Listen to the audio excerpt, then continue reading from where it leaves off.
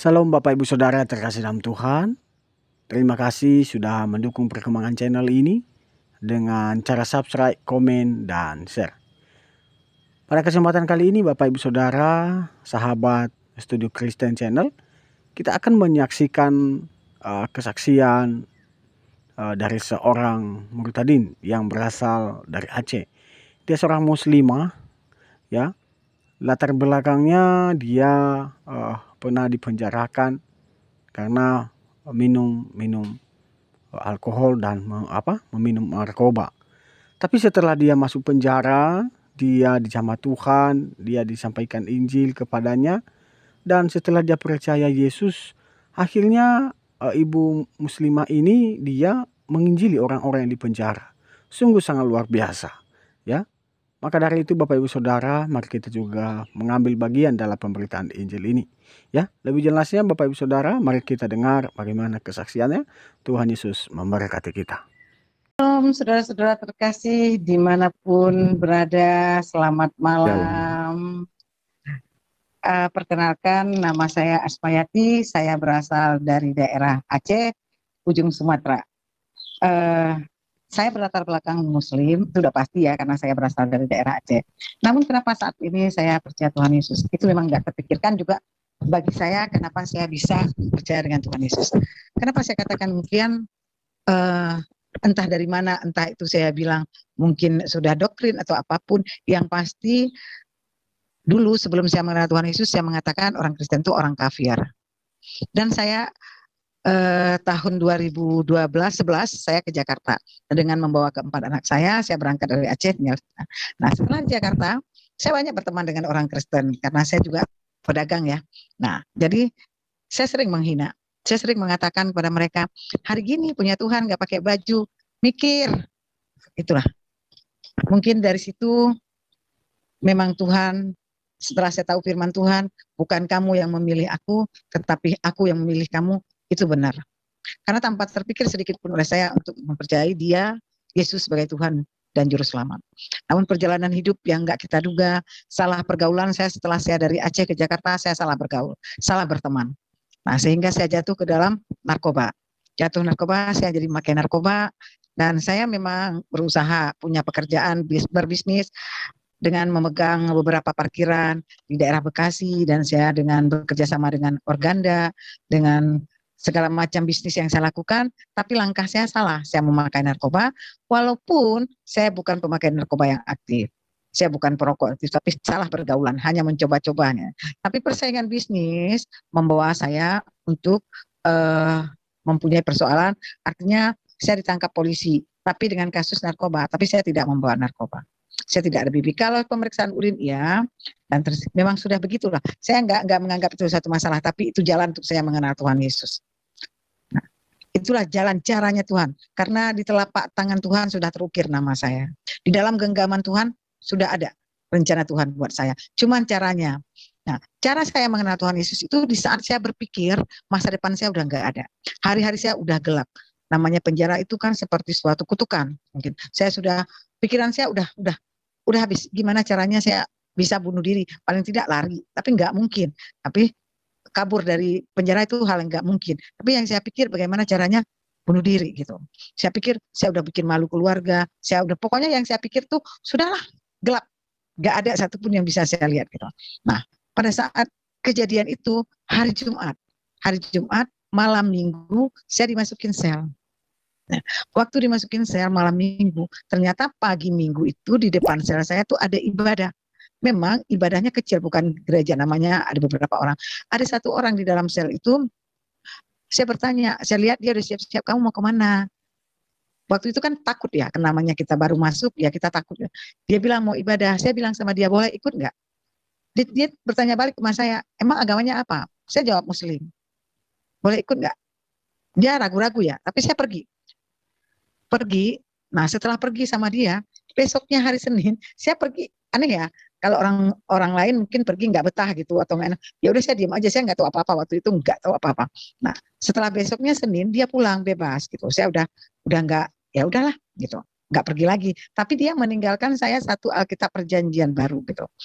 Tapi saya baca, tapi saya masih pakai mukena. pakai mukena saya baca gitu. Setelah saya baca itu, ya udah baca begitu aja lah. Perjanjian baru itu kan dari Matius ya. Ya baca aja, karena berhubung saya seorang yang suka baca, jadi saya baca aja, nggak tahu, nggak nyambung. Setelah dari situ, saya dipindahkan ke hutan. Saya dipindahkan, sebulan di situ saya dipindahkan. Waktu dipindahkan ke pondok bambu itu, nah di situ paling asik lagi buat saya nih. Pas di depan saya duduk menunggu registrasi, di depan saya tuh ada musola. Saya masih bawa mukena, ada musola. Tapi di sebelah kiri saya itu saya mendengar orang menyanyi, orang bernyanyi. Dalam hati saya cuma berpikir gini, menyanyi kali enak ya. Di saat berpikir menyanyi itu enak, kenapa? Karena kan dunia yang dulu kalau kita ada masalah, kalau kita ada galau, pergi karaoke. Begitu udah selesai itu, saya pergi ke tempat menyanyi tadi, saya bilang sama petugas, Bu, saya Muslim, mau jadi Kristen, boleh nggak? Tapi petugas itu kan bingung kali ya ngelihat saya gitu. Dia tanya, serius? Iya serius, Bu. Saya bilang, ya udah, saya disuruh duduk di depan, saya duduk di depan. Setelah selesai ibadah itu, saya kan nggak tahu ya, nggak tahu lihat menyanyi ya, karena multimedia itu kan saya bisa nyanyi itu, tapi di situ kok enak sekali ya, enak sekali pujiannya itu, seperti saya seperti masalah yang sedang saya hadapin itu benar-benar di pujian itu ada.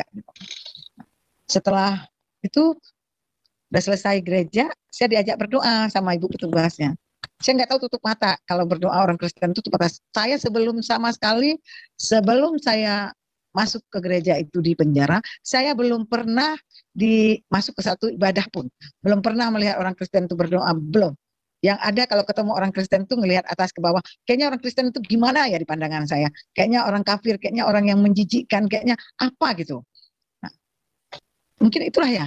Saya jujur ya mengatakannya itu apa adanya, itu yang saya alami. Kayaknya berteman dengan orang Kristen berteman, tapi nggak akrab kan, dia orang kafir gitu. Kayak memandangnya kayak sesuatu yang ternyata itu semua salah. Karena saya pikir produk saya yang paling bagus. Karena saya nggak mau tahu dan tidak mau tahu. Produk saya yang paling bagus. Orang itu nggak ada yang bagus. Itu itu udah dapat satu kesalahan di saya. Nah selanjutnya setelah berdoa tuh ada orang bilang, kalau doa tutup mata. Oh gitu. Besok saya ibadah lagi, saya datang lagi ke tempat itu. Nah, orang-orang yang ada di penjara itu nggak tahu kalau saya dari Muslim. Mereka kira saya udah dari sebelum masuk penjara udah Kristen. Kenapa? Karena begitu datang ke lapas itu saya langsung ke gereja. Jadi orang nggak tahu. Jadi saya kan, mereka mau bilang apa, saya nggak peduli. Saya pergi lagi ke gereja itu. Waktu orang sedang doa, mereka tutup mata. Saya nggak lihat kiri kanan, kok mereka bisa tutup mata ya. Waktu mereka sedang bernyanyi, mereka bisa naikkan tangan. Gimana caranya ya? Itu luar biasa buat saya, melihat kok mereka, jadi rasa ingin tahu saya, rasa ingin kok mereka bisa angkat tangan ya saat pujian gitu. Ternyata begitu saya menyanyi 1 hari 2 hari begitu ya, saya gereja gitu, oh ternyata dengan lagu pertolonganmu, seperti Tuhan itu benar-benar dekat dengan saya, benar-benar ada di samping saya, benar-benar saya merasa rindu. Pokoknya intinya saya kayaknya enggak mau pulang dari gereja, kayaknya ibadah itu biar berlanjut ya. Itu begitu asik dengan pujian, seakan pujian itu isi hati saya semua, apa yang sedang saya rasakan gitu. Nah, hari lepas hari terus saya beribadah, terus saya bergereja di dalam penjara itu. Saya mendengar hamba Tuhan menyampaikan firman-Nya. Setiap hari firman yang disampaikan oleh hambanya, satu kata yang saya ambil adalah baca firman Tuhan, baca firman Tuhan. Nah, hingga tergeraklah hati saya, bilang sama petugas, Bu, yang mana namanya firman, Bu? Saya ingin baca. Setelah dikasih saya Alkitab, ternyata firman itu Alkitab. Setelah dikasih Alkitab, saya mulai membuka Alkitab, pulang ke kamar, ke blok itu, saya mulai membuka Alkitab, dan di situ betapa menariknya hati saya menemukan apa yang selama ini saya pikirkan. Saya mungkin kalau menurut orang dunia itu bodoh ya, menurut saya pikir gimana Tuhan menciptakan dunia ini ya. Ternyata di Alkitab itu saya mendapatkan hari pertama Tuhan buat apa, hari kedua Tuhan ciptakan apa, hari ketiga. Itu begitu sangat menarik buat saya, sehingga saya nggak peduli dengan kiri kanan. Saya siang malam pulang ibadah itu saya baca Alkitab. Pergi lagi, balik baca Alkitab. Tidur sebentar baca Alkitab. Sampai petugas yang lewat pun kontrol, pasti mereka nanya, kamu nggak tidur? Tidur Bu, saya seperti tidur ayam gitu. Karena kalau saya tidur saya masih Kalau sekarang saya bisa bilang haus lapar gitu ya. Tapi kalau dulu saya nggak tahu. Seperti saya baca suatu buku cerita atau novel, kalau kita belum tamat kan kita masih penasaran. Dulu saya waktu remaja baca novel gitu. Kalau belum tamat kan kita masih penasaran. Nah, saya baca Alkitab waktu itu seperti itu. Jadi baca lagi tidur sebentar lagi, baca lagi. Jadi pokoknya asik asik buat saya bertemu dengan Alkitab. Awal pertama kali apalagi saya ketemu Alkitab bergambar tuh seperti dongeng ya. Ada gambarnya, oh begini. Nah, ketemu Alkitab itu dan saya belum bisa berdoa. Waktu itu saya nggak tahu pujian. Setiap saya pulang dari gereja saya menulis pujian yang saya dapat tadi di multimedia, cepat-cepat tulis gitu. Nah, sampai ke kamar ke blog itu saya nggak bisa menyanyikan itu. Saya memang nggak bisa menyanyi. Terus saya bawa ke teman yang lain yang Kristen gitu. Coba minta tolong nyanyi ini. Nah, tapi di situ teman saya Kristen itu bilang bayar dulu. Nah, saya bayar untuk pujian di penjara dulu saya bayar. Untuk coba berdoa, saya mau mendengar buat mereka berdoa bagaimana. Saya suka mendengar berdoa, tapi saya nggak bisa. Nah, saat mereka saya minta untuk berdoa, saya harus bayar. Itu saya lakukan. Saya bayar. Nah, tapi dari belajar dari yang saya bayar itu, saya menulis. Belajarlah menulis. Menulis. Jadi saya berdoa waktu itu saya baca. Saya baca. Apa yang ada dalam hati saya Tuhan, saya tulis. Saya baca. Memang gak enak sih baca ya, tapi disitulah mengajarkan saya. Jadi tanpa orang tahu saya tulis ini si hati saya Tuhan, saya tulis dulu. Nggak tahu, belum pintar, belum tahu apa-apa, nggak ngerti. Cuman setiap hari itu ada rasa pengen tahu. Setiap hamba Tuhan menyampaikan Roh Kudus, apa ya Roh Kudus? Saya beli buku, saya cari di perpus nggak ada buku, saya suruh petugas beli buku. Saya beli buku tentang Roh Kudus, saya beli buku tentang pujian. Semakin hari saya mendengar tentang Tuhan Yesus seperti punya kerinduan, pingin tahu lebih dalam, tapi nggak ketemu. Kalau orang kan duluan belajar tentang kekristenan, baru terima Tuhan Yesus. Saya terima dulu Tuhan Yesus. Saya lihat orang dibaptis, saya mau dibaptis dong, saya baptis. Tapi saya nggak ngerti apa itu baptisan, nggak. Nah, besoknya udah dapat baptisan, di situ saya baru penasaran, apa ya baptis itu apa? Saya cari tahu, saya baca buku, hati saya nggak puas. Karena kan nggak bisa, karena di penjara keterbatasan waktu, kita nggak bisa sharing dengan petugas atau dengan hamba Tuhan yang datang, nggak. Jadi saya cari tahu, apa itu Roh Kudus? Kok bisa bahasa roh itu, kok bisa. Nah, tapi saya semakin ke sini, semakin di situ, semakin saya ingin tahu. Tapi saya mau bertanya, nggak tahu sama siapa. Itu firman itulah, firman Tuhan itu yang membuat saya semakin hari semakin hari semakin. Berjalannya waktu 2 tahun saya di Pondok Bambu, saya dipindahkan ke Semarang. Sedih waktu dipindahkan ke Semarang, tapi saya waktu itu belum bisa berdoa, tapi saya cuma ngomong, Tuhan, saya percaya Tuhan menunjukkan sesuatu sama saya di sana. Nah, singkat cerita, saudara-saudara, sampailah saya di Semarang. Di sana dengan waktu beribadah 1 jam, tapi saya mendapatkan yang luar biasa. Di sana saya bisa bertumbuh, di sana saya bisa memahami ternyata Tuhan Yesus itu Tuhan dan Juru Selamat. Karena manusia sudah jatuh dalam dosa sejak Adam dan Hawa, saya keturunan, saya orang berdosa, dan Tuhan Yesus datang menyelamatkan. Nah, di situ saya dapat, di sana saya bisa berdoa, di sana saya bisa pujian, di sana saya bisa. Luar biasa pekerjaan Tuhan di penjara itu buat saya. Sehingga saya nggak memikirkan masalah saya tadi, nggak lagi. Saya nggak pikirkan anak saya nggak pikirkan keadaan saya, nggak pikirkan. Yang saya pikirkan cuma Tuhan, Tuhan, Tuhan, dan Tuhan. Bagaimana saya harus lebih tahu lagi, bagaimana saya harus lebih mengerti lagi, bagaimana saya harus bisa. Nah, itu. Jadi setiap hamba Tuhan yang menyampaikan firman-Nya, saya selalu jadikan rema. Saya nggak mau melewatkan satu hamba Tuhan pun yang menyampaikan apa rema yang saya dapat, apa ayat ini, apa. Jadi waktu di penjara itu saya perkatakan firman itu. Saya bangun komsel yang di kamar 5 orang Kristen menjadi isi 45 orang, kita menjadi Kristen setengah. Nah, saya bawa jiwa-jiwa kepada Tuhan. Waktu itu saya nggak ngerti. Pokoknya ajak orang, ayo ke gereja, ayo. Gitu.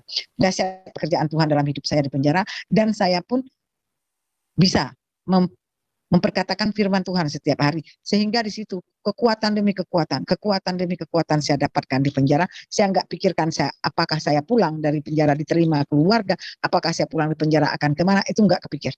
Tidak terpikir sama sekali. Yang saya pikir adalah Alkitab. Tiba waktunya saya pulang bebas, saya pulang ke Aceh. Setelah saya pulang ke Aceh, saya berpikir di sana iman saya bisa mati. Saya belum bisa menemukan tempat bergereja di sana. Sehingga saya kembali lagi ke Jakarta. Saya di sana cuma 3 bulan, saya balik lagi ke Jakarta.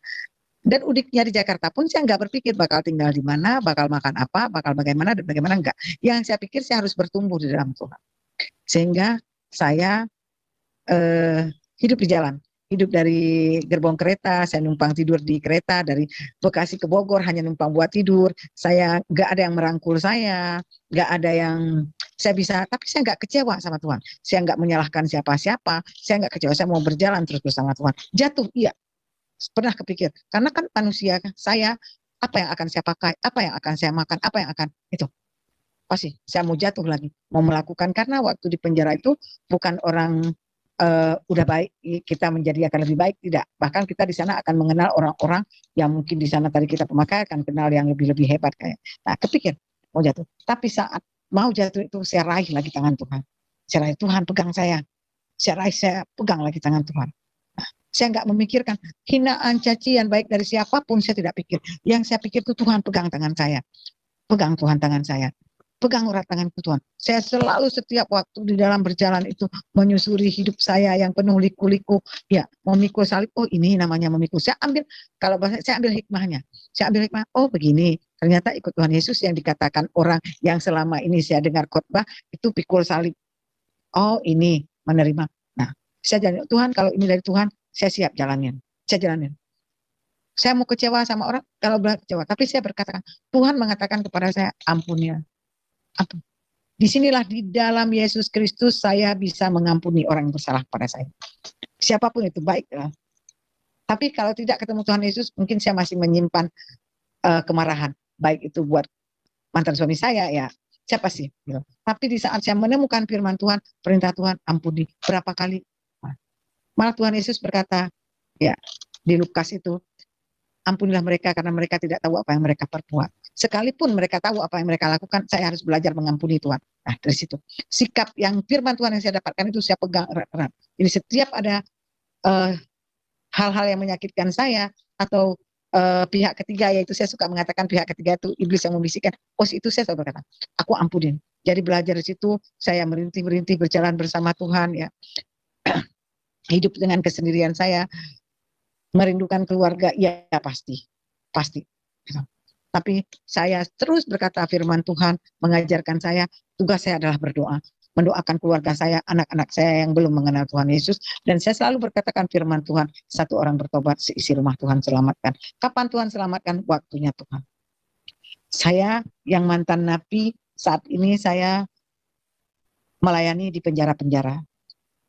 Saya kembali ke sana bukan sebagai napi, tapi saya kembali ke sana untuk menyelamatkan jiwa-jiwa. Karena Tuhan Yesus datang bukan untuk orang benar, untuk orang berdosa.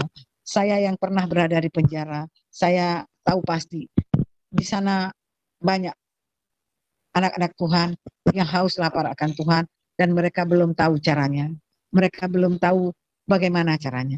Butuh kita sebagai anak-anak Tuhan yang diperintahkan Tuhan, pergilah jadikan semua bangsa muridku.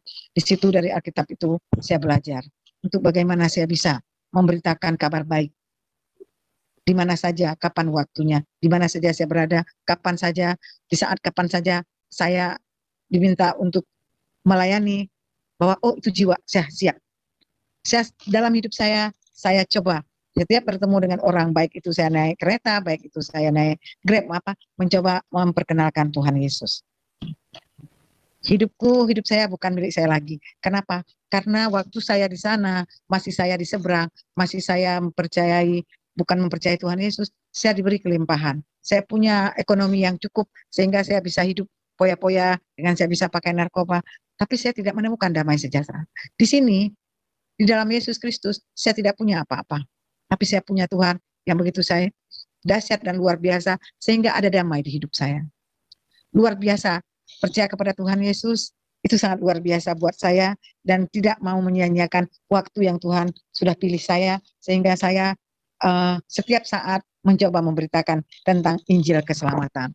Teman-teman yang ada di link ini semuanya, kesaksian saya memang tidak menarik mungkin buat orang, tapi buat saya itu sangat luar biasa. Saya bagaimana percaya Tuhan Yesus yang mungkin ya, kalau orang bilang mustahil ya orang Aceh percaya Tuhan Yesus. Tapi bagi Tuhan gak ada yang mustahil. Dan saat ini saya percaya sekali banyak orang-orang di Aceh sana yang mulai dijamah Tuhan. Nah, yang mulai roh Tuhan bekerja, banyak orang-orang Aceh. Dan tugas kita, saya terutama untuk memberitakan tentang Injil keselamatan itu. Nah, saudara-saudara terkasih, hidup di dalam Tuhan memang tidak mudah. Apalagi yang berlatar belakang seperti saya ya, yang anak-anak saya juga berasal dari pesantren. Anak saya lulus dari pesantren. 3 anak saya lulus dari pesantren Al-Zaitun di Indramayu. Itu bukan hal mudah untuk saya berjalan dengan mereka. Tapi karena kuasa Roh Kudus yang menjamah mereka, sehingga tidak menjadi persoalan buat mereka. Saat saya di penjara, saya tidak boleh datang ke gereja, saya tidak boleh beribadah karena berlatar belakang dari Muslim. Dan pihak penjara meminta surat pernyataan dari keluarga untuk saya sudah pindah agama. Puji Tuhan, Tuhan menjamah anak saya sehingga ketiga anak saya membuat surat pernyataan. Bukan 1, 3 anak saya membuat pernyataan untuk saya. Dikirim ke lapas sehingga saya baru diizinkan untuk beribadah kembali. Nah, luar biasa memikul salib Tuhan ya. Sangat dahsyat. Wah, gimana saya bilang ya? Kalau bukan karena Tuhan, bukan karena pimpinan Roh Kudus, saya nggak bisa kuat. Nggak bisa kuat seperti saat ini. Nggak bisa berdiri teguh di dalam Tuhan kalau bukan karena Tuhan. Semua karena Tuhan. Saya merintis berjalan sendiri, tanpa keluarga, tanpa punya apapun. Tapi karena saya percaya, saya selalu perkatakan, Tuhan, saya nggak punya apa-apa, tapi Tuhan punya segalanya. Saya berharga di matamu. Jadi walaupun apapun yang dikata orang, saya tetap pegang bahwa aku berharga di matamu. Apapun keadaanku, aku anakmu.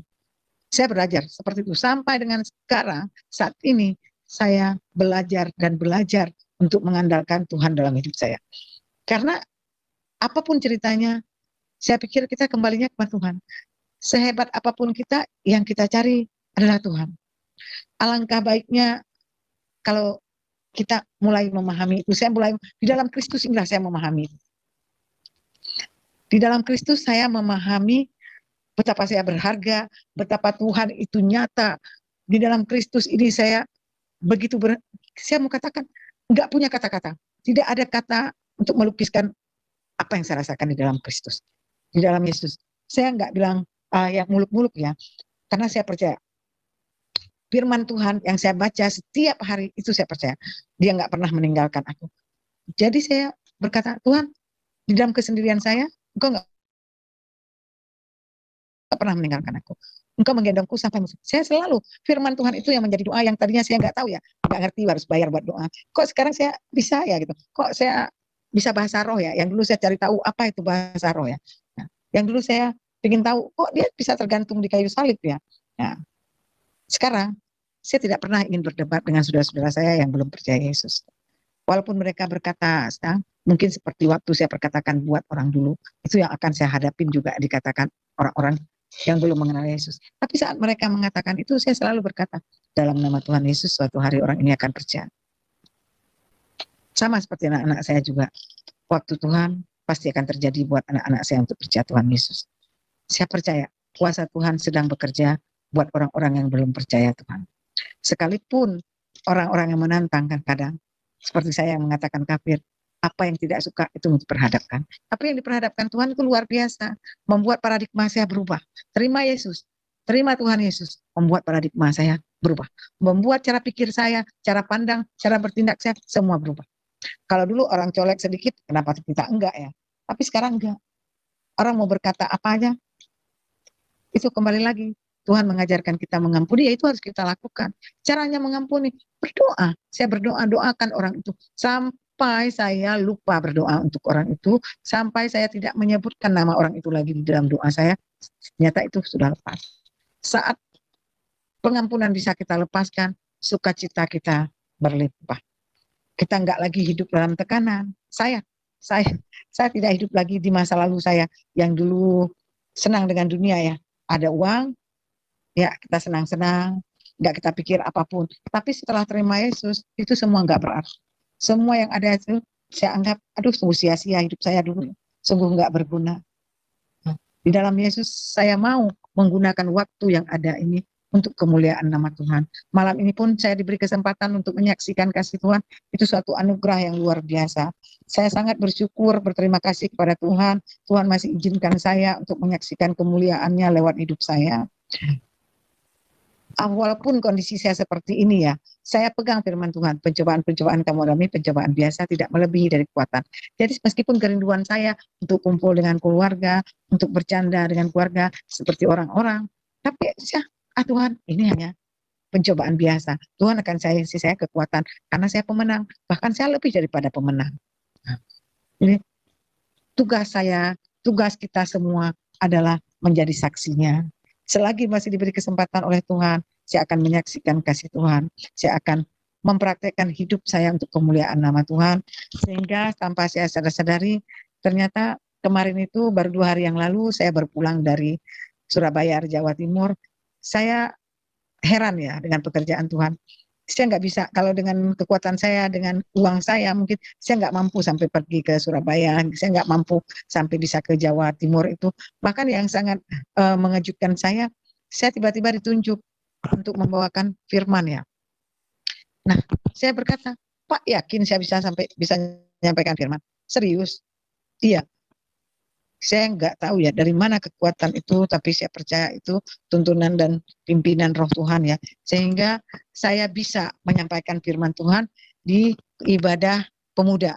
Ada 80 orang di panti asuhan ya. Saya bisa menyampaikan firman itu. Itu kalau bukan karena Tuhan, mana mungkin saya bisa? Mana mungkin saya mampu? Kalau saya masih berdiri kuat sampai hari ini pun karena kemuliaan nama Tuhan atas hidup saya ya.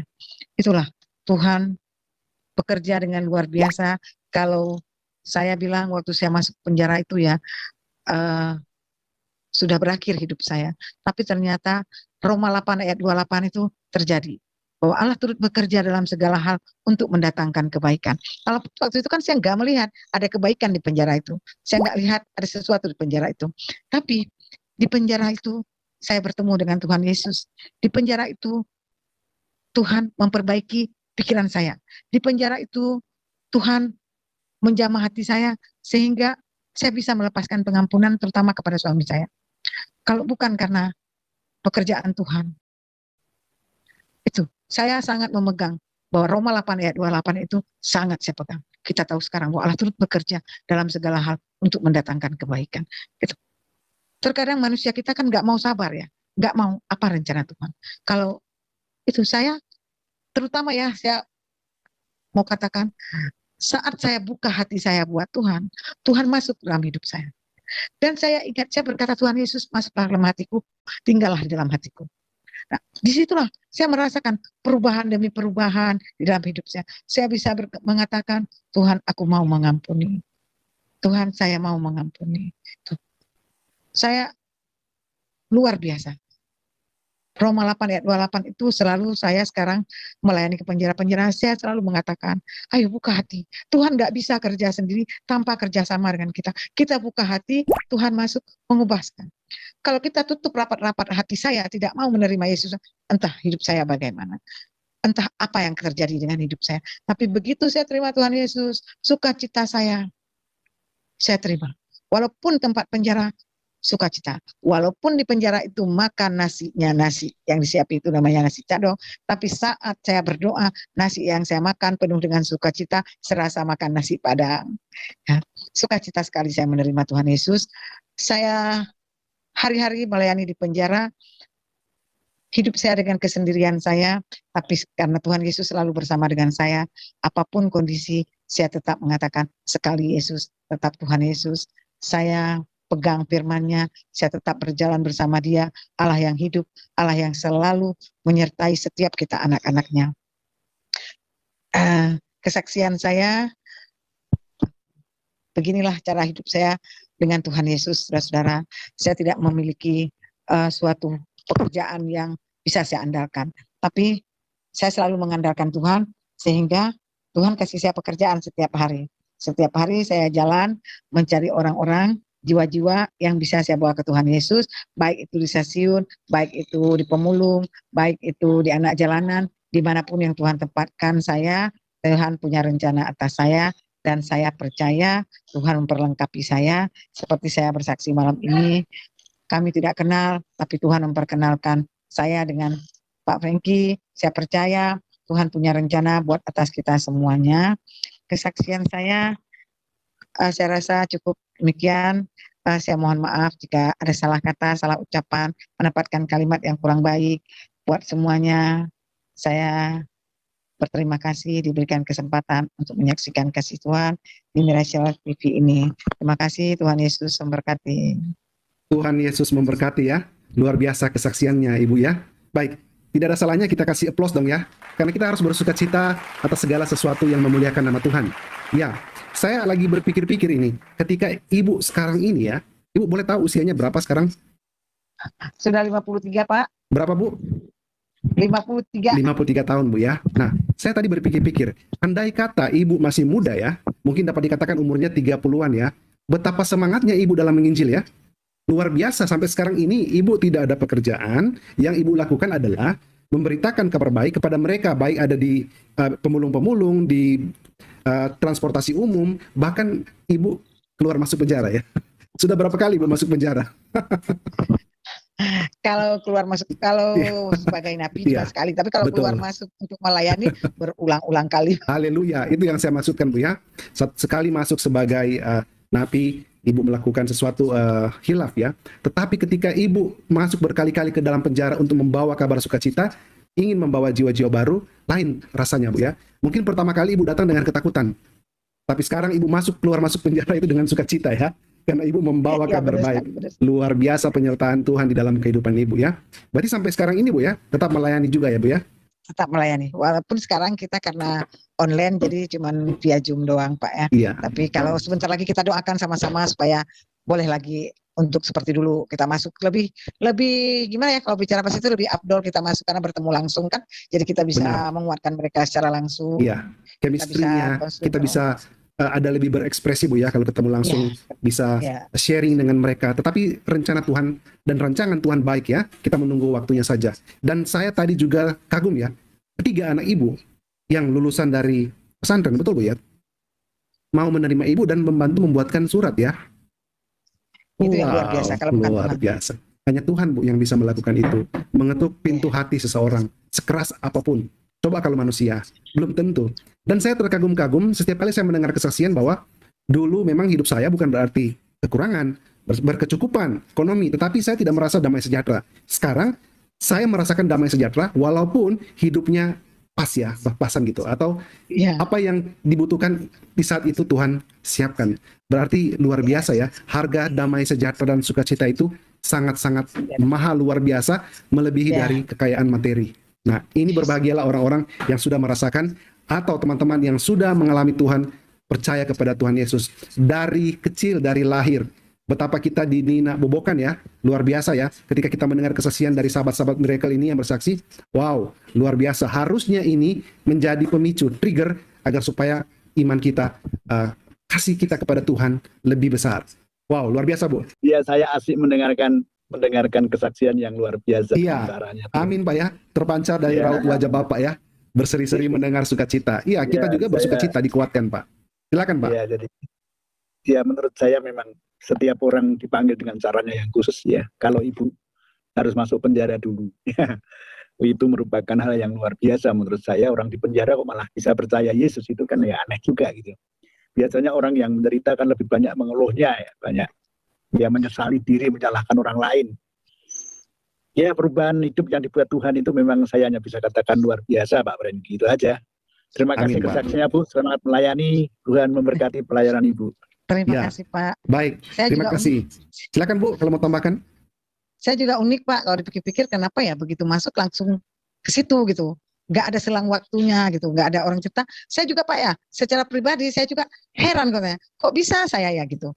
Nggak bisa saya jawabkan apa gitu, karena begitu kejadian langsung gitu. Kalau orang kan mungkin karena orang cerita kalau apa gitu, ini enggak. Saya dengar orang pujian nyanyi enak kali ya, cuman hanya gitu. Nah sekarang baru ngerti, ternyata di dalam pujian itu mengandung kuasa ya. Jadi orang menyanyi itu yang orang bilang walaupun lewat pujian kita menyanyi di sekeliling kita bisa mendengarnya dan menjadi berkat ya. Itu saya rasa Pak. Puji Tuhan. Iya, puji Tuhan ya, luar biasa. Bapak masih mau tambahkan lagi Pak, Pak Pujianto? Saya rasa hanya itu saja ya. Saya sangat mengapresiasi pelayanan Ibu ya, apa itu terpanggil di penjara dan ya kesana kemari memberitakan Iya. Injil. Dan saya pikir semangat Murtadin ini ya, kayaknya kok nggak bisa dibendung gitu ya. Iya. Totalnya itu ada aja, kalau nggak gini ya gitu, kalau nggak gitu ya gini gitu. Nah kadang-kadang justru terlalu semangat hamba-hamba Tuhan yang establis, maaf gitu, takut ya, ketakutan karena apa? Iya. Karena ya ada dampak untuk gereja resminya dan sebagainya. Makanya pengalaman saya di satu daerah yang tidak saya sebut itu ada gereja yang tidak bisa menerima orang-orang yang percaya Tuhan Yesus itu karena ya memang ada dulu masa golongan tertentu yang benci gereja itu masih diizinkan berkembang, itu ya takut menerimanya gitu ya. Jadi itulah nasib kami orang-orang Murtadin, kadang-kadang di sana nggak diterima, di sini nggak diterima. Pada waktu saya masuk gereja pertama kali ya ditanya-tanya nanti gimana ya, misalnya seperti itu. Ya. Tetapi ya Tuhan itu luar biasa ya. Jadi bagaimanapun namanya kalau Tuhan sudah memilih ya kayak Ibu tadi, nggak ada kendornya semangatnya. Begitu Pak Frenkie. Iya Pak Pujianto, saya tambahkan sedikit Pak ya. Pak, iya, mungkin pengalaman Bapak dan pengalaman teman-teman lain juga mengalami mungkin dalam tanda kutip penolakan ya. Seperti ya begitulah yang Bapak katakan tadi. Tetapi jangan khawatir Pak ya, jangan artinya gini, jangan kita kecewa karena kita melihat firman Tuhan. Memang di firman Tuhan jelas penginjilan, ya, kabarkanlah ke seluruh penjuru bumi ini. Jadi Bapak itu ketika melakukan firman Tuhan, ya sudah, itu berarti Bapak berhubungan langsung dengan Tuhan. Tidak ada berhubungan lagi, jangan melihat manusia. Jangan, artinya begini, jangan Bapak gara-gara manusia akhirnya membuat Bapak down, membuat Bapak kecewa. Padahal Bapak sendiri memiliki misi yang datang langsung dari Tuhan, berhubungan langsung dengan Tuhan. Karena firman Tuhan itu menjadi barometer Pak ya. Pak Pujianto, saya sih tidak sesenior Bapak dan saya tidak akan mengajar atau apa, pasti Pak Pujianto lebih mengerti. Tapi saya ingin membagi sedikit bahwa saya selalu merasa bahwa Bible atau Alkitab atau firman Tuhan itulah yang benar. Jadi kita pegang saja di situ untuk memilah mana yang baik, mana yang jahat, mana yang benar, mana yang salah. Firman Tuhan itu sebagai pedang bermata dua. Ketika dia memang harus memilah, memang tidak bisa disatukan ya Pak antara gelap dengan terang. Jadi berpegang teguh saja Pak kepada firman Tuhan. Kalau itu memang sudah dikatakan oleh firman Tuhan, jalan terus Pak, luar biasa ya. Tetap semangat dari senior kita juga ini Pak Pujianto, ini luar biasa mengalami mujizat ya. Baik. Kita gaspol terus Pak. Gaspol ya, istilahnya sekarang gaspol ya. Oh gitu. Jangan benar Bu, gaspol katanya. Baik. Sekali Pak Frenkie. Sama-sama Pak Pujianto. Iya. Oh iya, ada yang bertanya ini Bu di kolom komentar. Pertanyaannya gini. Shalom. Iya, mau tanya, apakah ada yang di keluarga sudah ada yang ikut Tuhan Yesus belum dalam keluarga Ibu maksudnya? Atau hanya Ibu? Belum ada ya? Ya, ini pertanyaan dari Pak Arif ya. Baik. Berarti ini menjadi misi juga, menjadi kerinduan sebenarnya ya buat Ibu juga ya. Ya, Pak Arif yang bertanya, doakan. Dukung dalam doa. Baik. Kita bergeser ke teman-teman yang lain yang ada di Zoom. Silakan menghidupkan mic-nya jika ingin bertanya dan berbagi. Siapa? Ada Ibu Yeti saya lihat dengan Pak Garnison. Ya, Ibu Yeti dengan Pak Garnison, boleh mana yang duluan ini? Ya. Oh, Pak Garnison ya. Baik, hidupkan kameranya Pak. Silakan. Baik. Shalom, selamat malam Pak Garnison. Apa kabar? Selamat malam, enggak Pak ya Ibu. Kesaksian Ibu menguatkan Bu ya. Begitu Ibu membuktikan penyertaan Tuhan juga pada Ibu, dan Ibu merasakan ibaratnya bahasa dunia kan cinta pertama, tetapi Ibu kan mengalami kasih pertama Ibu itu kepada Tuhan Yesus dan sampai sekarang tidak putus-putus seperti itu Bu ya, jatuh cinta pertama terus kepada Tuhan Yesus, pada cinta kasihnya Ibu ya. Dan mau saya tanya Bu, waktu perjalanan Ibu itu 3 bulan pulang ke Aceh itu dan kemudian balik lagi ke Jakarta, karena di Aceh kan Ibu anggap kan tidak ada susah ya bergereja di sana, dan Ibu balik lagi ke Jakarta. Waktu Ibu naik motor lain ya dari Jakarta, mungkin dari Gambir ke Bogor Bu ya. Dan apa sih yang Ibu lakukan di kereta itu sehingga bolak-balik Jakarta Bogor begitu Bu? Apakah penginjilan, apakah seperti apa? Bagaimana Ibu tinggal di Jakarta pada saat itu? Baik Pak, terima kasih Pak. Saya jadi senyum dulu Pak, mengingat kenangan yang indah, yang pahit. Iya. Jadi senyum. Waktu itu saya tinggal datang dari Aceh Pak, saya numpang di saudara di Bekasi. Oh, Karena saya pergi, ya namanya rumah orang kan, nggak mungkin kita kunci kamar. Saya lupa menyimpan Alkitab. Nah, mereka menemukan karena kamar yang namanya kita numpang, mereka masuk ke kamar, mereka melihat Alkitab. Biasa setelah saya baca, saya taruh di tas. Waktu itu memang sudah begitu kejadiannya. Jadi saya taruh di bawah bantal. Nah, mereka mengusir saya. Nah, saya kan nggak bisa berkata atau apa ya namanya kita numpang, ya udah saya ya disuruh pergi, ya saya pergi. Nah, karena saya bingung nggak tahu pergi kemana, saya ambil tas titip di orang gitu. Cuman bawa baju di tas satu gitu, saya naik kereta dari Bekasi itu ke Bogor, numpang tidur Pak utamanya. iya, iya, iya. Karena kan saya nggak punya tempat tinggal, saya lagi bingung, saya nggak tahu. Di situ yang saya bilang saya nggak ada yang merangkul, saya bingung untuk kemana gitu. Saya mau ngontrak atau kos-kos, saya nggak punya uang. Karena saya datang dari Aceh tuh, yang saya pikir iman saya jangan mati, saya nggak kepikir bahkan. Nah, saya tidur dia. Yang menerima saya, jujur, yang menerima saya numpang satu malam ke orang itu orang Muslim. Tapi karena mereka pun nggak berkatakan apa-apa, ya paling mereka sabar ya, gitu kan. Ya, nah, tapi saya deket, nah saya menginjilin, tapi mereka juga ngelihat sikap saya, kok lu bisa sabar gitu, kok lu bisa. Nah, situ sikap itu nggak ada kepikirkan untuk menunjukkan sama mereka, enggak. Tapi jujur, disitulah saya punya penguasaan diri. Saya untuk terus walaupun Iya, iya. kan saya nggak bisa duduk diam, gitu saya hanya bisa duduk di kereta dan di kereta itu saya tutup mata, tapi saya berdoa gitu. Nah, ketemu orang, saya bicara, ya, ketemu orang yang bisa kan nggak seperti sekarang ya. Dulu kan masih belum PPKM, belum ada corona itu ya. Jadi kita kan bisa bebas Ya. menyampaikan, bicara dengan orang. Sudah pernah dengar tentang Yesus jadi sambil menyelam minum air, ya, sambil mau numpang tidur di kereta, sambil membicarakan tentang Tuhan Yesus. Nah, Oke. pastinya saya yang jalanin begitulah setiap hari. Saya jadi duduk di stasiun gitu, ketemu dengan orang-orang pemulung gitu, jadi bicara tentang itu. Padahal saya tadinya cuma numpang-numpang istirahat, tapi di situ dibukakan pikiran saya, oh yuk bicara tentang Tuhan. Iya, iya, iya. Jadi lebih idealnya sekarang dikatakan Ibu penginjil jalanan, Ibu ya. Dan seperti yang dilakukan oleh Bapak Pendeta Andi Simon yang di Kalimantan Timur itu penyembuh jalanan. Mungkin Ibu identik dengan itulah mungkin kira-kira. Ibu penginjil jalanan sekarang, tapi disertai oleh Tuhan Yesus. Sebab Ibu katakan Luar tadi biasa. sudah mengalami penguasaan diri juga. Terima kasih Ibu ya memberkati. Di sini ada Terima Ibu kasih. Yeti dan Ibu Esther. Terima Iya. kasih Ibu. Terima kasih. Terima kasih Yeti. Pak. Sama-sama Pak Gerson ya. Terima kasih juga sudah berbagi dan sudah bertanya. Baik, kita bergeser kepada ada Ibu Yeti dan Ibu Esther ya. Ayo, siapa duluan bisa hidupkan mic-nya ya. Silakan langsung hidupkan mic-nya. Saya lihat juga di sini ada Ibu Amana ya. Kalau tidak salah ini Ibu Siti Amana atau Ibu Deborah. Saya tidak tahu ya. Tapi jika ingin bertanya, bisa hidupkan mic-nya. Siapa duluan? Ibu Esther atau Ibu Yeti?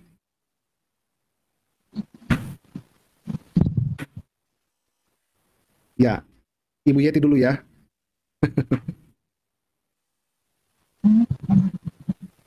Halo, Iya. internet agak kurang kali ini. Oh, Ibu Esther dulu ya. Baik. Internetnya agak lambat ini. Baik. Ibu Esther mau bertanya? Atau Ibu Amana silakan. Oh, Ibu Esther ya. Baik, silakan hidupkan kameranya, Bu.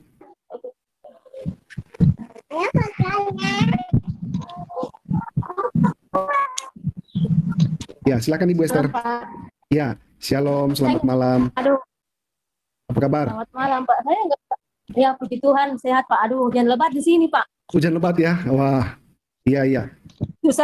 Susah masuknya di Zoom. Oh, gitu Tadi ya. berapa kali saya coba. Betul. Iya, makanya. Terus saya nggak sempat dengar kesaksiannya Ibu. Ya, tidak apa-apa. Memang signal Ibu ini putus-putus. Saya bisa lihat dari sini.